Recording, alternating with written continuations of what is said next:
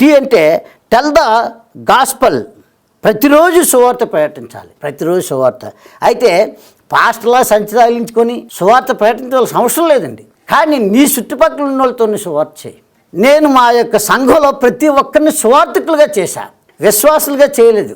విశ్వాసులుగా ఉంటే కొన్నాళ్ళకి పిశాసులు అయిపోయి రక్తం తాగుతారు పాస్టర్ గారిది. కానీ శిష్యులుగా మారితే మాత్రం, అందరినీ శిష్యులుగా తయారు చేస్తే చాలామంది పాస్టర్లు భయపడతారు.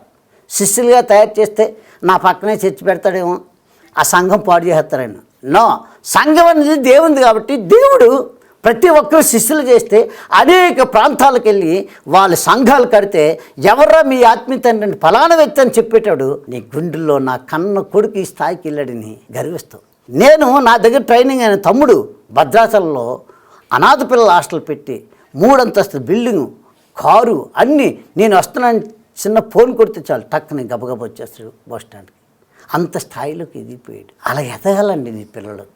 నా దేవుడికి కూడా అదే ఆశ, అభివృద్ధి పొందాలి. మీరందరూ దేవుణ్ణి ఈ టీవీ చూస్తున్న ప్రేక్షకులారా, మీరందరూ మీకున్న పేదరికం, మీకున్న దరిద్రత, మీకున్నటువంటి బలహీనతలు అన్ని పటాపంచాలు పారిపోయేటట్టు చేసుకుని మీరు గొప్ప స్థితిలో హెచ్చించబడాలి.